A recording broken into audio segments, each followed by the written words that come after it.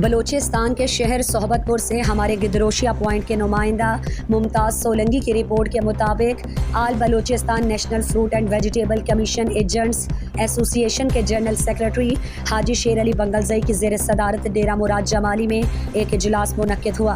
اجلاس میں fruit commission agents ایسوسی ایشن نصیر آباد کے صدر حاجی عبدالوہاب رند، غلہ اناج منڈی ایسوسی ایشن کے صدر دیدار علی مغیری، نائب صدر عبدالغفار ابڑو حاجی عبدالرحمان بنگلزئی، ممتاز علی ڈومکی حاجی رحمت اللہ بنگلزئی اور چاکر خان رند سمیت دیگر تاجر برادری نے کثیر تعداد میں شرکت کی۔ منعقدہ اجلاس کے بعد صحافیوں سے بات چیت میں آل پاکستان فروٹ اینڈ ویجیٹیبل ایسوسی ایشن کے جنرل سیکرٹری حاجی شیر علی بنگلزئی نے کہا کہ مارکیٹنگ اینڈ اکنامکس کی جانب سے مارکیٹ فیس کی قیمتوں میں یکدم اضافہ کر کے ہمارے تاجر برادری کے ساتھ ظلم اور زیادتی کی انتہا کر دی گئی ہے، جو کہ کسی بھی صورت میں قابل قبول نہیں۔ انہوں نے کہا کہ ہم نے مارکیٹ فیس کی قیمتوں میں اضافے کے خلاف ہم نے بلوچستان ہائی کورٹ سے رجوع کر لیا۔ اس طرح کے غیر قانونی عمل کو ہرگز برداشت نہیں کریں گے۔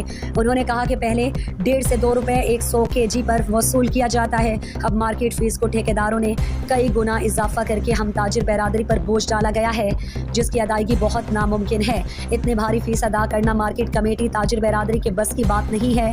فیسوں میں اضافے کے حوالے سے ہمیں اعتماد میں نہیں لیا گیا اور اپنے فیصلے ہم پر مسلط کر دیے گئے۔ انہوں نے کہا کہ سندھ، پنجاب سمیت دیگر صوبوں میں وہی پرانی مارکیٹ فیس برقرار ہے، مگر بلوچستان میں مارکیٹ فیس میں اضافہ سراسر زیادتی کے مترادف ہے۔ ہم کبھی بھی خاموش تماشائی کا کردار ادا نہیں کریں گے۔